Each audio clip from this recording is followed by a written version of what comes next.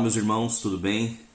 Chegamos aí ao nosso segundo dia e o tema de hoje é Justificados por Deus. Esse é o nosso projeto Crescendo em Cristo, do Departamento de Mordomia. Ontem iniciamos nosso estudo vendo as diferentes maneiras como Deus se revela ao ser humano. Mas por que o Senhor precisa se revelar à humanidade? Seu plano original era falar face a face com os seres humanos, como acontecia no Éden. Mas após a queda, o pecado, ele acabou causando separação entre os homens e Deus, de acordo com Gênesis 3:8 e também Isaías 59, versículos 1 e 2. Aqui o nosso guia diz assim, leia Romanos capítulo 3, versículo 23 e capítulo 5, versículo 12, como o pecado de Adão e Eva nos atinge hoje. Vamos fazer essa leitura? O primeiro texto é Romanos 3, 23, que diz assim: pois todos pecaram e não alcançam o padrão da glória de Deus. Todos pecaram e não alcançam o padrão da glória de Deus. No capítulo 5, versículo 12 diz: quando Adão pecou, o pecado entrou no mundo e com ele a morte, que se estendeu a todos, porque todos pecaram. Como que o pecado de Adão e Eva nos atinge hoje? Todos nós fomos infectados, por esse vírus que se chama pecado. Todos os seres humanos sofreram as trágicas consequências do pecado de Adão e Eva. Contudo, Deus apresentou um plano que estava preparado desde a fundação do mundo, de acordo com Apocalipse capítulo 13, versículo 8. Esse plano tinha como objetivo revelar a justiça e a misericórdia de Deus.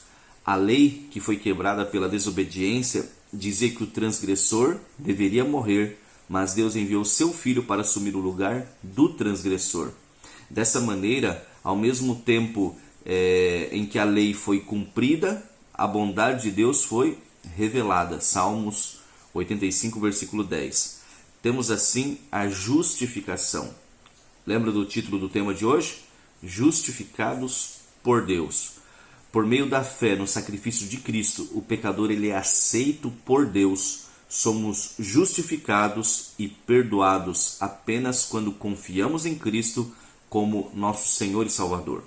E arrependidos, confessamos nossos pecados e suplicamos perdão, de acordo com 1 João capítulo 1, versículo 9. Agora o guia aqui nos diz assim, como você explicaria o resumo da vida cristã feita em 1 João capítulo 5, versículos 11 e 12? Olha que pergunta interessante. Estou abrindo aqui minha Bíblia para a gente ler esse texto. 1 João capítulo 5, versículos 11 e 12. Como você explicaria o resumo da vida cristã feita em 1 João 5, 11 e 12? E este é o testemunho. Deus nos deu a vida eterna e essa vida está em seu Filho. Quem tem o Filho tem a vida. Quem não tem o Filho de Deus não tem a vida. Esse é o resumo, A vida eterna é essa. Nós pecamos, Deus estabeleceu um plano de salvação, dando seu Filho para morrer em nosso lugar, como substituto. Jesus morreu como nosso substituto. E agora, se nós aceitamos o Filho, nós temos a vida eterna. Se nós rejeitamos o Filho, que é Jesus, nós perdemos essa segunda oportunidade, essa segunda chance. O verdadeiro cristão não busca justificação pela obediência à lei de Deus, pois deve sua salvação exclusivamente ao que Cristo fez na cruz. A função da lei não é justificar, mas definir o pecado. A lei nos convence do pecado. Romanos 7, 7. Sem ela não haveria pecado nem pecadores. A obediência à lei é o fruto, a evidência da justificação, a prova de que nossa fé em Cristo é verdadeira. Apocalipse 14, verso 12. Pois a fé genuína se manifestará pela obediência. Patriarcas e Profetas, página 154. Conta-se que Lutero sofria fortes ataques do inimigo.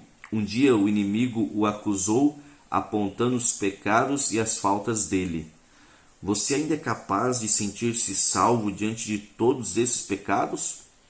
Então, Lutero respondeu com segurança: claro que sim, pois a palavra de Deus não diz crê no Senhor Jesus e te sentirás salvo, mas crê no Senhor Jesus e serás salvo. Atos 16, 31. Você já tem essa segurança em Cristo?